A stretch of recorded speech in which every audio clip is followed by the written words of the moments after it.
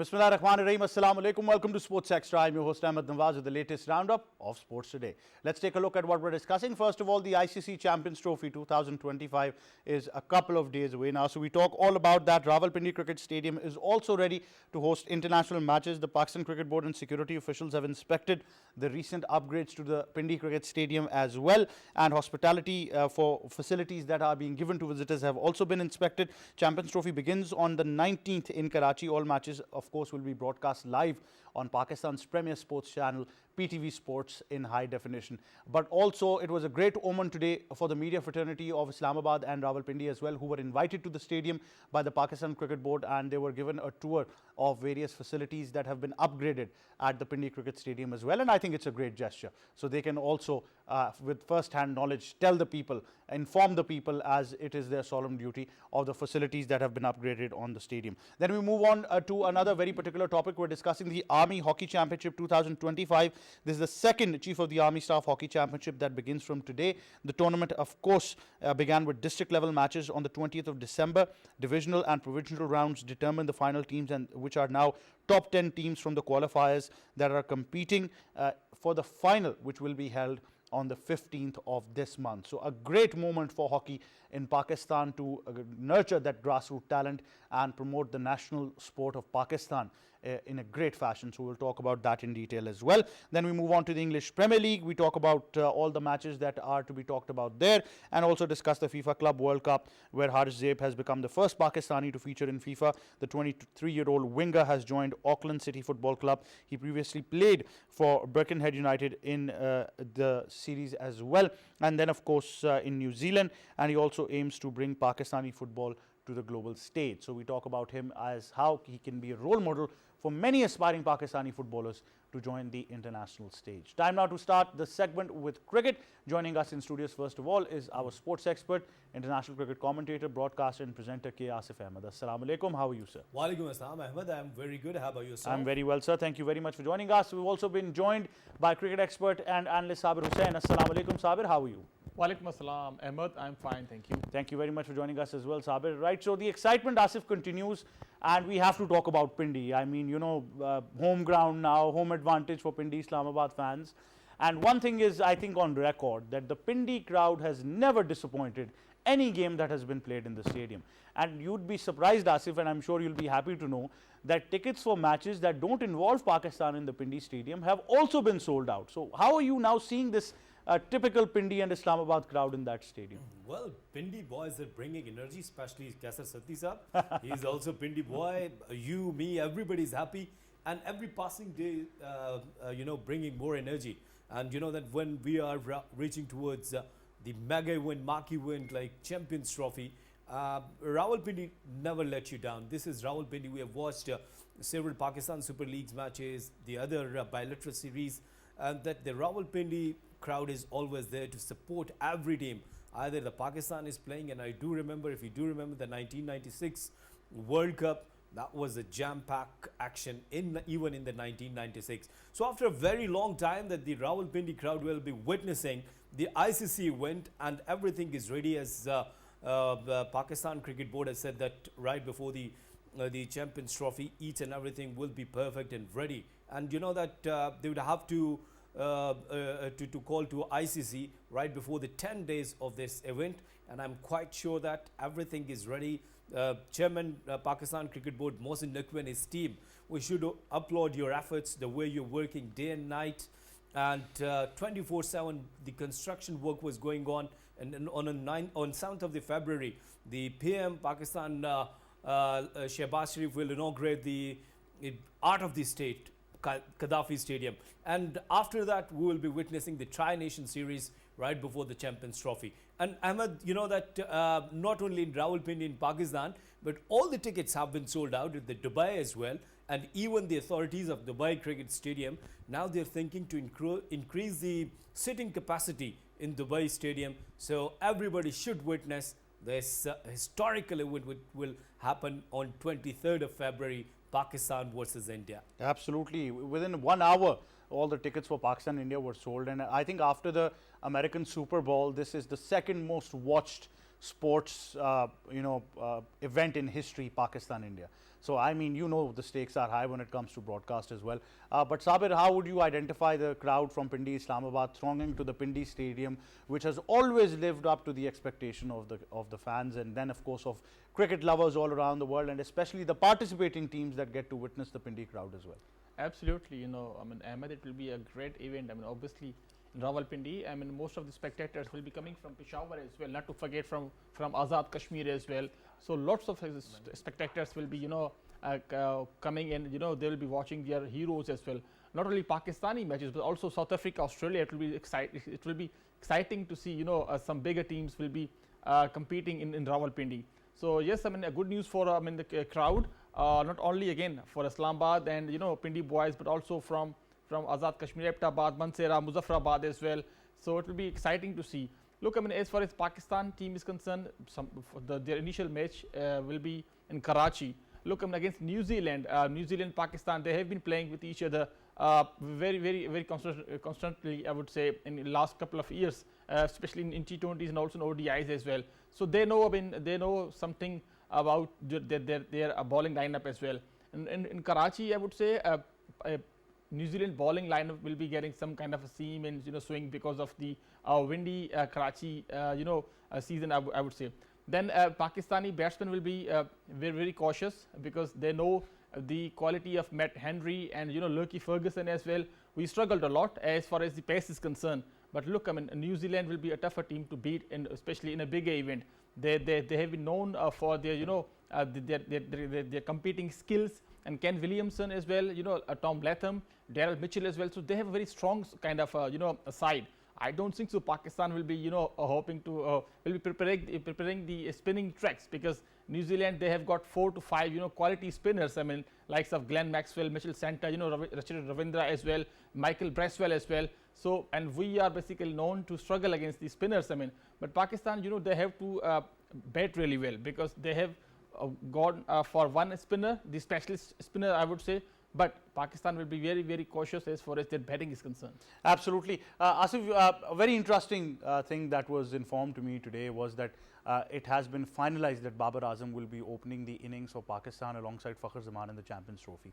And it is also confirmed that Babar was asked about the prospect, and he said yes. And during that conversation, he was also given an example of the great Sachin Tendulkar, that he also opened the innings from India. So imagine the length that they had to go to convince Babar Azam to open the innings for Pakistan. First of all, I appreciate your sources, that you're always coming with good sources. Secondly, when we're talking about the, you know, excitement, I said art of the state. It's not art of the, thank you very much for correcting me. Well, state of the art Gaddafi Stadium. Of course, Ahmed, Babar Azam, you know that when he's taking this responsibility, I'm quite sure that he's taking this responsibility where Pakistan is struggling, we're lacking, we do not have any other options. Yes, we have talked about the Rizwan, but of course that if Rizwan is on number 4 and is quite comfortable there, then we will push Babar Azam as an opener. And then on number 3, then once again there is a debate. Number 3, who could be a good choice? For me, Kamran Ghulam is perfect choice, and especially when we talk about the tracks in Pakistan, he has plenty of experience.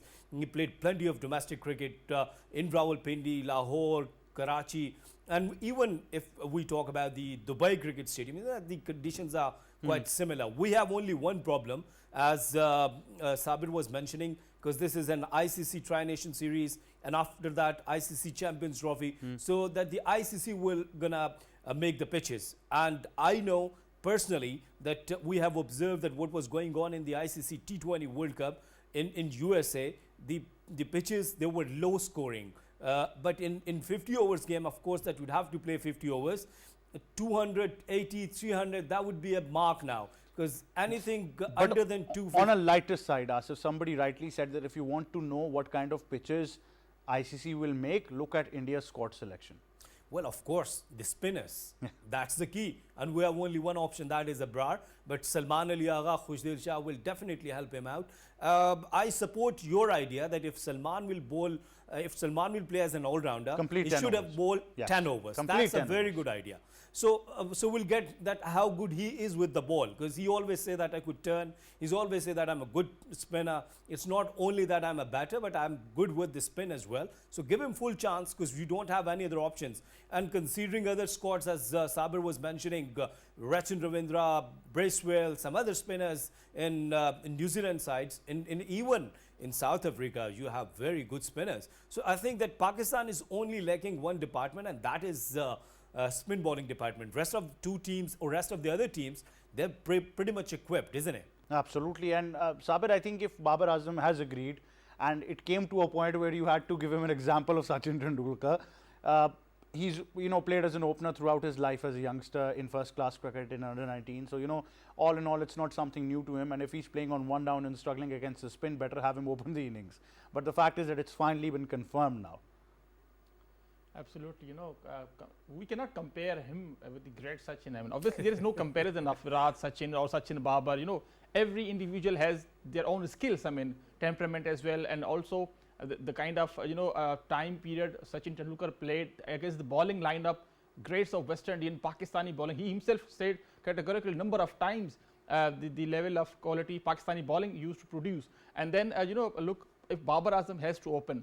Look, I mean, he has sacrificed in past. There has been lots of criticism on Babar Azam, and there was no need to criticize Babar Azam as far as his basically skills are concerned. Yes, there was a bad form, but I mean, look, since 2004, the ICC ODI cricketer Babar Azam basically won twice. AB de Villiers twice, Virat Kohli 3 times as well. Kumar Sangakkara, these were the basically greats of of the game, especially in ODI format. But in Pakistani media, we have been criticizing lots of on social media. There's no need to criticize Babar Azam, because technically, temperamentally, he has been phenomenal for Pakistan, and he's basically if coming on top of the order, it will be helpful for Pakistan. Then Kamran Ghulam, Saud Shakil, Mohammad Rizwan, these 3 batsmen in the top order, middle order as well, they can be utilized properly well. I mean, Kamran Ghulam at number 3 or Saud Shakil, I would say, because Saud Shakil needs some time, and he is basically all kinds of shots. We have seen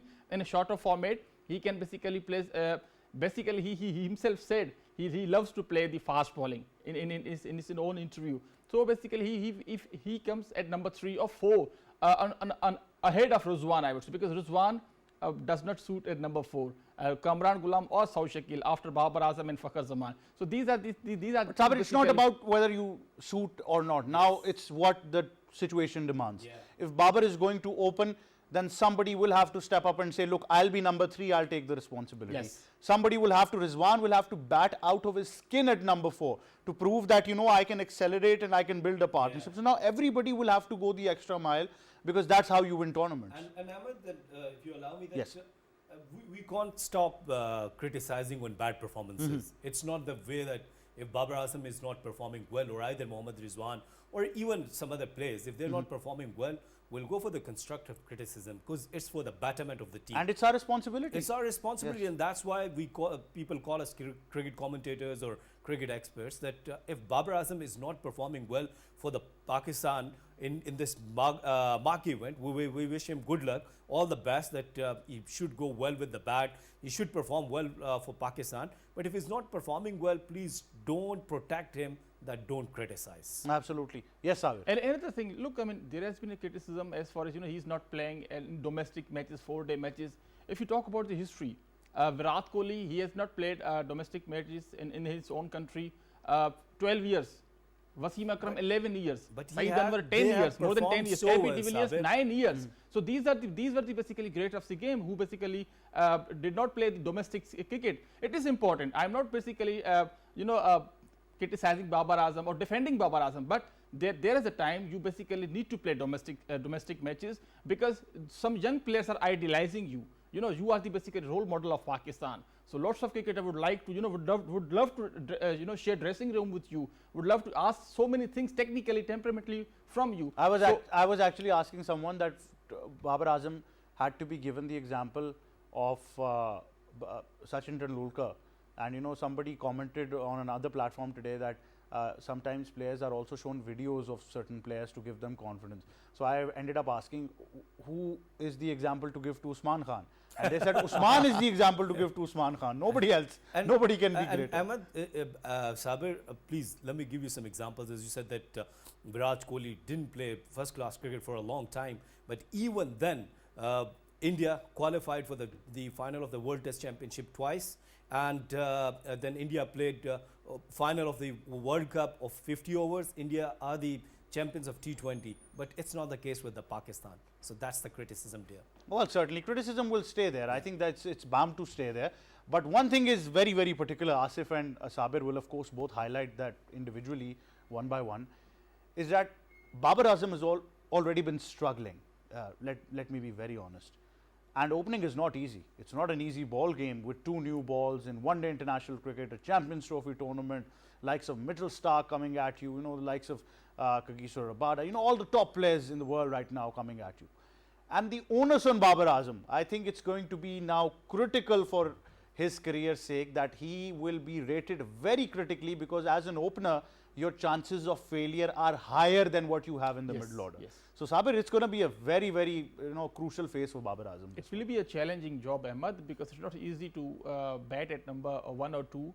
It will be a difficult position for Babar Azam, because in the middle overs, yes, he has been struggling a lot. It's been a long time that he has been struggling against the left-arm spinners, against the spinners as well, especially in the middle overs.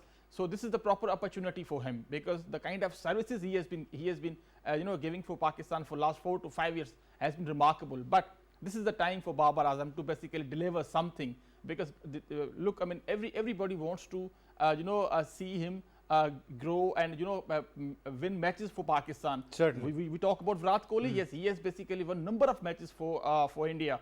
Sachin Tendulkar, he has been basically won so many matches for India as well. But why criticism on Babar Azam? There has been lots of players like Fakhar Zaman, Imam Ulaq, Mohammad Rizwan, some more players, Iftikhar Ahmed as well. Why criticism on Babar Azam?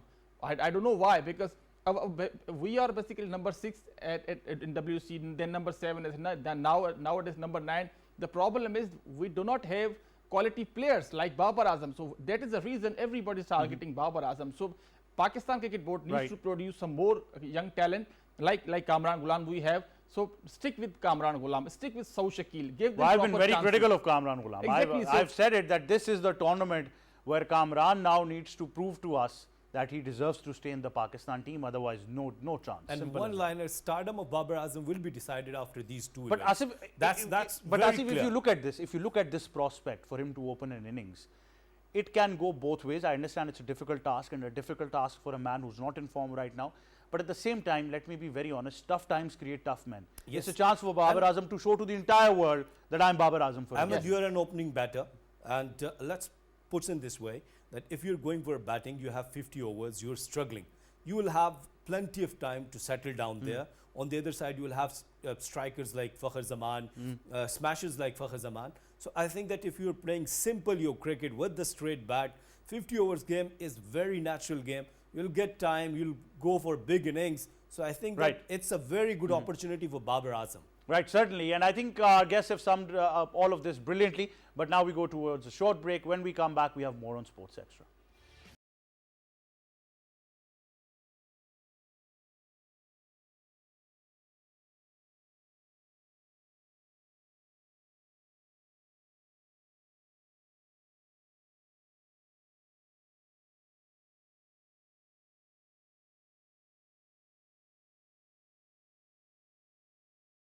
Welcome back, and now of course we move on to discuss hockey, where we're going to be speaking about the Army Hockey Championship. This is of course the second edition of the Chief of the Army Staff Hockey Championship that we talk about, and to discuss it in detail we've been joined by fitness expert, somebody who's been part of the Hockey Federation as well, Mr. Najeeb Khattak. Assalamu alaikum Najeeb, welcome to Sports Extra. Walaikum salam, thank you Ahmed for introducing me.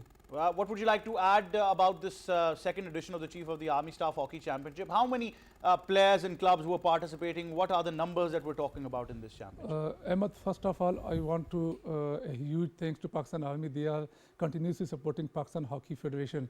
And Ahmed, this is the final round. Before this, the inter-club championship played in district level, first of all club level, district level, then inter-district level, then regional level, then provincial level, and now the final round is going in Lahore.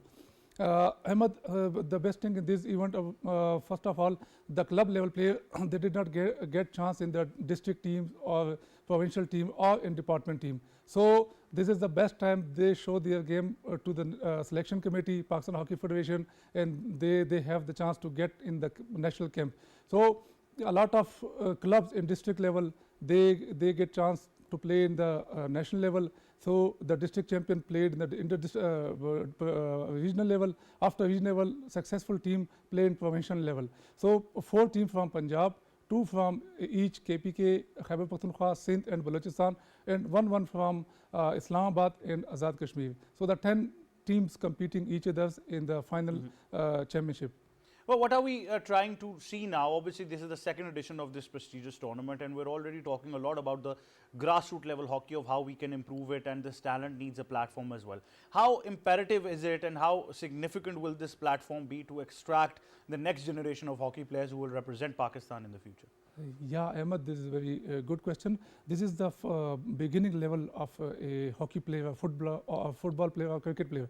Club. Before the club, Ahmed, if we look into deeper, first of all, the school level, school and college level, Pakistan Hockey Federation need to talk with educational institution, boards, different colleges to make their school and college level teams. Ahmed, the club players come from the school and the college level. If the school and the college principal and the other stakeholder, if they are interested in make their teams, if they have a lot of team in their district school championship, district college championship, a lot of new nursery will come to the club, and the further the club will train these guys to the district level, and these guy, the talented guy, will make their place in district team. But so, Najib, for that it's very important that if, for example, we identify 10 players in this championship that we think are next generation players for Pakistan hockey, then we need to keep an eye on them and train them for the whole year, because often what happens is we see these players in tournaments and then they're scattered and we don't see them anymore because they don't have enough resources to continue hockey. Exactly. For this we need a financial stability. We need a fund, same like Pakistan Army supporting Pakistan Hockey Federation since from many years, but in the 3 to 4 years they are continuously giving fund to Pakistan Hockey Federation for the glory back of Pakistan hockey. And we see many times even they don't have a ticket money. So Pakistan Army gave them a ticket money, and then camp expenses and other their daily basis training expenses they give to the players. And now we need financial stability. If we have a lot of fund, of course we will have a whole year calendar year camps, we will have a foreign tours, we will have a foreign coaches, and we will have a high performance center. So of course, sorry for that, we don't have any of them. So amongst these 10 teams that we're talking about, where is the center of balance? Obviously, we must say that teams from this particular area are the strongest one because a lot of hockey is being played there. Yeah, Punjab, we have hockey majority in Punjab, and some like somewhere in KPK, like in Banu and Mardan, Peshawar, Abbottabad. So Sindh hockey now improving. Sindh hockey was in dead level. They are not producing national player to the Pakistan team. Same Balochistan. Balochistan is now in very poor position. Same Islamabad, Kashmir. So the Punjab is dominating now. They have hockey from Lahore, Faisalabad, Gujrat. Ahmed, in Lahore we have many facilities. That's why the players across to the country come to Lahore to facilitate. Like they have education free, they have universities, they get education, and when they spare from the degree, of course the department team, we have few departments. When they are making their team, first of all their priority to take player from Dar Academy, Rana Zaid Academy. It's situated in Lahore. So their first eye on Lahore. The Pakistan hockey selection criteria or the departmental players getting criteria, they first look towards Lahore. Absolutely. Thank you very much, Mr. Najib Khattak, for joining us. And once again, we tell you that the fact is that the top 10 teams from across the country who have reached this prestigious round now by virtue of qualifiers will be competing for the final of the second edition of the Chief of the Army Staff Hockey Tournament that takes place on the 15th of this month. Now we take your focus to football and we discuss all the details of the English Premier League and more. To discuss them further, obviously, we have a lot that we're going to be talking about. A lot of teams need to put into perspective as well. And then, of course, we've got to give you an update of a Pakistani player shining in the FIFA qualifiers as well. So we'll be talking about that as well. To discuss it further, in studios, we've been joined by our sports expert, our regular feature, as always, Mr. Ali Mehdi. Assalamu alaikum, Ali. How are you? Welcome, Salam. I'm very well, thank you. Well, it's been, nightmares. Let me be very honest. If you're a Manchester United supporter and still believe to be a loyal supporter, it's just turned out to be one of the most horrible seasons, and not just for the football that they've been playing, but the way now they have lost players who actually belong to Manchester United. I think horrible or nightmare or this sort of all these words is, or we can go on with superlatives, but these are all an understatement. It's been it's hard for me to fathom, it's hard for me to explain, but the fact of the matter is that, they're going down the drain, Manchester United. We thought, that, things were going in the right direction too. When Sir Jim Ratcliffe bought this, and we spoke about this on Sports Extra about a year ago, we thought we were going in the right direction. We thought that, this is going to bring about a change, but no, it's been the opposite. We've lost players. We haven't got replacements for that. Marcus Rashford has been, a player who's been there for the past 20 years, has been loaned out with an obligation but to buy for Aston Villa. You have other players also, like Tyrell Malacia has been sent out in the summer. You had Martial, who was sent out. Sancho, who's been sent out on loan. And the worst thing about it is that no replacements have come. And for that matter, what's happened is that ever since then, you haven't brought replacement. And because of that, now what's happened is that United have been absolutely abysmal. 29 points, this in about 23 games this season, 24 games. It's in fact 25, I believe, is hard for me to explain. It's unbelievable how bad they are.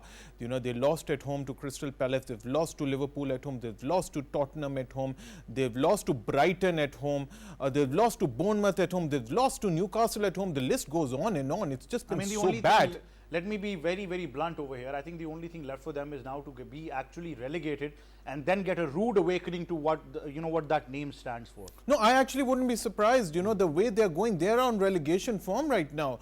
They're about 14th, 15th, and whilst all the you could say all the other bigger teams and their opponents are doing very well, they are actually competing for the top spot, for Champions League positions, for European positions. United are barely staying to actually stay in that top half. That I'll be very surprised if they make it to that bottom top half, which I seriously doubt now. About 13th position right now. And the way they are playing, the style they are playing, this new manager who's come, I was very supportive of him, but he doesn't know his best team, he doesn't know his best players, he's fighting with the players too. I don't have anything against him, but you need to support the person too. You need to get him. They're talking about PSR, coefficient for that matter, that this club could actually be fined or banned for that matter, or relegated, whatever, because of these financial regulations. But look, this is something which they should have thought about earlier too. I mean, it's just an absolute travesty how this club is being run. The whole the club is falling apart, the players are not performing, you're selling out players, you're loaning out players, you're not getting replacements too. It's a absolutely nightmare to be a fan right now. And I mean, obviously, in hindsight, it's a disappointing moment for any United fan, because like I said, the legacy that Sir Alex Ferguson built upon and the name that this club stands for has just been put to the ruins. I mean, they've tried everything possible. They've brought Ten Hag, they've brought Louis van Gaal, they've done everything that could be possible. David Moyes would have been a great one for them. Didn't work out. Cristiano Ronaldo making a fairy tale comeback. One of the best moments of my football history, I would say, is Cristiano Ronaldo coming back to Manchester United. A childhood dream. Nobody would have ever imagined this would happen. And then his ugly exit really, I think, was probably the final nail in the coffin. It's very disappointing, but at the same time, teams are doing well, deserve all our appreciation, especially Ali Mehdi. We have to praise Arsenal for the way they've annihilated Manchester City on the night. I mean, they got revenge. It was just a complete opposite of what's been happening over the past few seasons. Look, Arsenal have been bullied, they've been murdered, they've been slaughtered by Manchester City over the past few years, but this time they got their revenge. 5-1. 5-1. I mean, after their incredible performance at the Etihad, which they should have actually won the game. This time it was the other way around. They were absolutely brilliant on the day. Odegaard, Havertz, Nwaneri, very good player too. Declan Rice was absolutely phenomenal. They all combined, and they showed and to told Manchester City that they showed them where they need to be. They put them in their place too, and they showed that they are a team who should challenge for the title. And had it not been for Liverpool, who are running away with the title, I would think that Arsenal would be prime position to actually win this Premier League. We said that last season as well. It was theirs to lose, and even this year as well. So they have to also understand that despite that they'll be brilliant in the season, a couple of games are very important, which Arsenal, I think, if they can just calculate that better, they're probably league champions for us already. Look, the thing with Arsenal is that they've actually lost some silly games over here, losing at the beginning of the season, drawing some games to, and then, not beating Liverpool to not doing very well. Had they been able to actually perform very well over there, they would have been able to chase Liverpool. But Liverpool have been brilliant. Look, Emma, this is a team which has only lost once this season, once at home to Nottingham Forest. They deserve to run away with that title, and there's nobody close to, in my view, there's nobody close who come close to them in the Premier League or even in club football. Would you buy the fact if City had to say that we had a very busy work schedule? I don't buy that. I think still Arsenal were the better side on the night. No, Arsenal were the better side. The way they annihilated, they scored the first goal and within 2 minutes, Eric Haaland actually scored the equalizer. But then afterward, they took off. They were brilliant, passing the ball very freely. And they wanted to show Manchester City that, look, whatever's happened in the past few seasons, they have been chasing the title, and that wasn't a fluke. They've done very well. But unfortunately, this time, the really time when they could really lift off, Liverpool has actually lifted off. They're way ahead of them, and once again, it looks like they'll have to settle for runner-up position. And I still remember what certain cricket analysts who wanted to join in on football, and certain football analysts who were actually mocking us for being cricket experts. They were saying, but across football fraternity, it was being said that Liverpool are done with Salah. They're done with their manager as well, and it's going to be a nightmare even if they finish in the top 4. And imagine them winning a league like that. Look, you have to say I'm going to take the blunt of the blame. I never thought that they were going to challenge for the title. I'm going to be very honest over here. There were other people, I know pundits, all global pundits, other people also come on this television show who said that Liverpool probably, but there was the fact of the matter, they proved everybody wrong. They've actually made everybody, really they've really put salt in everybody's mouth. And the fact of the matter, they've been absolutely brilliant. They won against Bournemouth 2-0. Bournemouth won on an incredible run at home, and they're there to break records, and I genuinely feel that they could close in on that 100 points barrier mark. And if I'm not wrong, amongst us, Ali Abbas is the Liverpool loyal fan, if I'm not wrong. No, Ali Abbas deserves all the credit over here. Does. I have to say, he was the one who said it for me that they are going to do well, and they are probably going to challenge for the title. Thank you very much, Ali Mehdi, for joining us. Always a pleasure having you on this show. That wraps up Sports Extra. From me and the entire team, it's goodbye for now.